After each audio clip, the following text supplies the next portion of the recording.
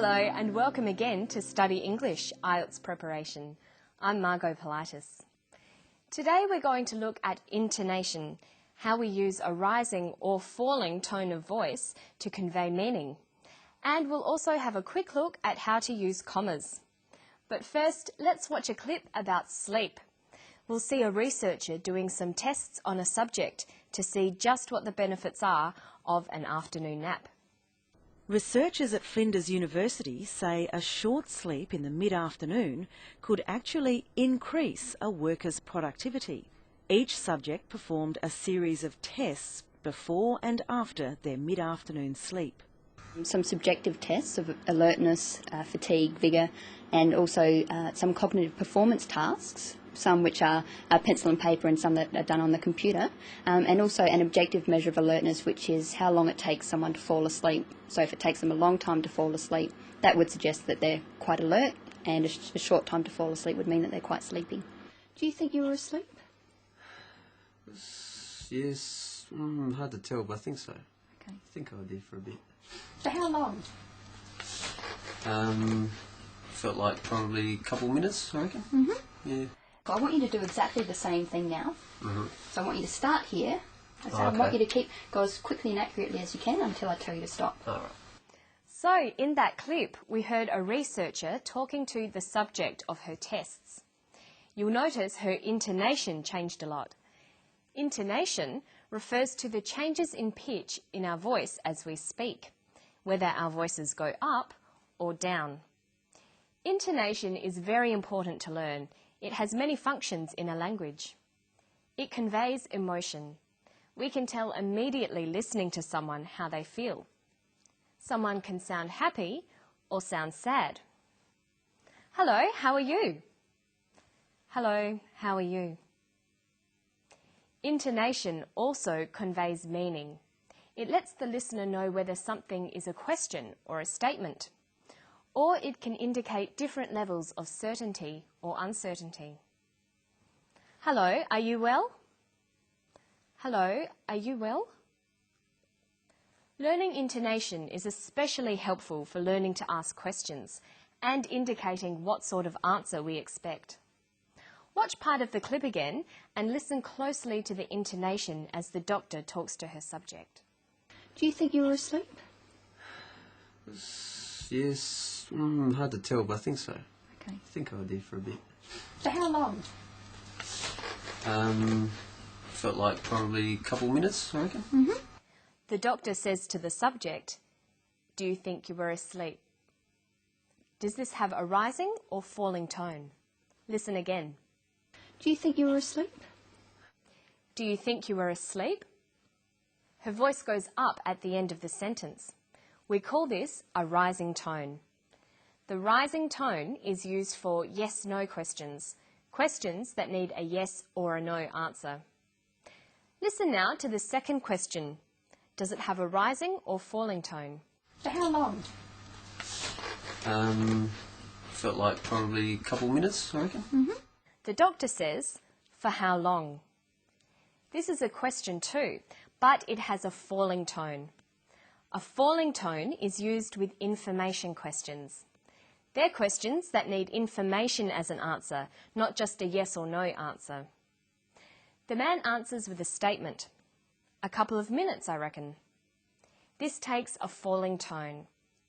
In English, statements usually end in a falling tone. The falling tone at the end tells the listener that the statement is finished. Listen to the intonation used to give instructions. So I want you to start here. I want you to go as quickly and accurately as you can until I tell you to stop. Did you hear the falling tone at the end? She said, "Until I tell you to stop."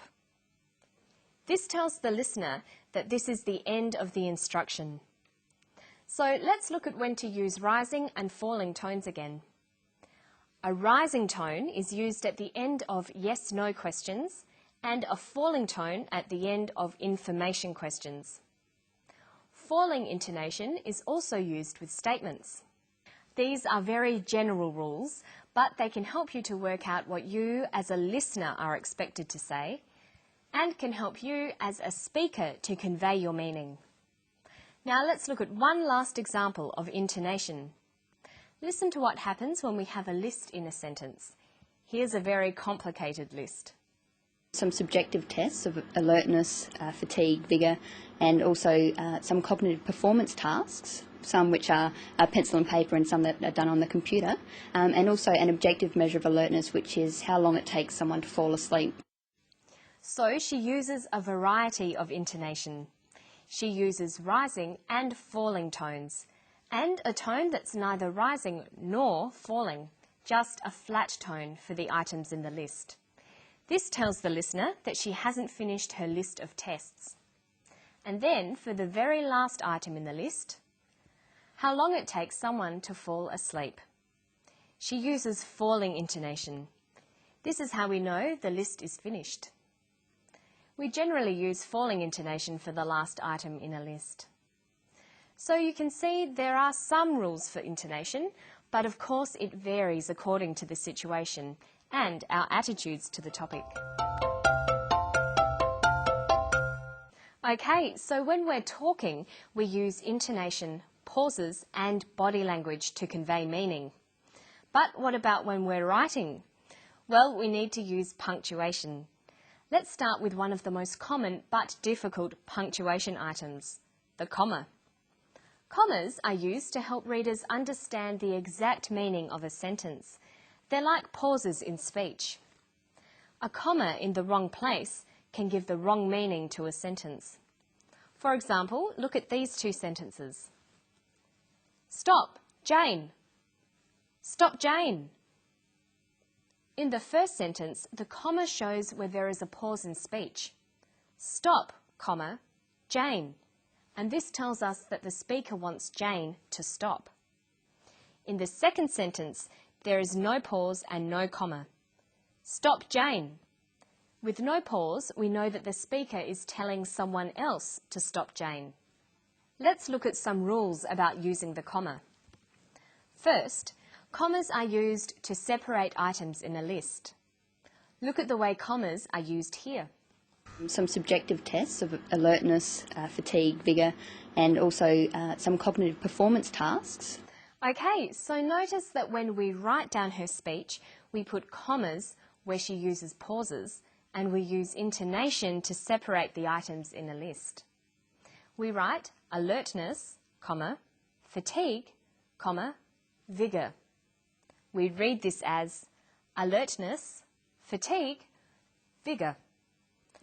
Adding a comma between items in a list tells us clearly how many different items there are. A second use of commas is to separate clauses in a sentence. We use a comma to separate dependent and independent clauses, but only when the dependent clause is first in the sentence. This sounds complicated, but it's not really. Here's an example of a dependent clause, because he was very tired, followed by an independent clause, he went to bed. Notice that we use a comma. Because he was very tired, comma, he went to bed. But let's swap the clauses around. He went to bed because he was very tired. In sentences like this, with the independent clause first, we don't need a comma. Listen to the different way they're read out, and you can hear why. Because he was very tired, he went to bed. Notice the pause. He went to bed because he was very tired. There's no pause. So sometimes when you're writing, it helps to think that if there's a pause, you might need a comma. And that's where we're going to pause today. Hope you enjoyed Study English. I'll see you next time. Bye-bye.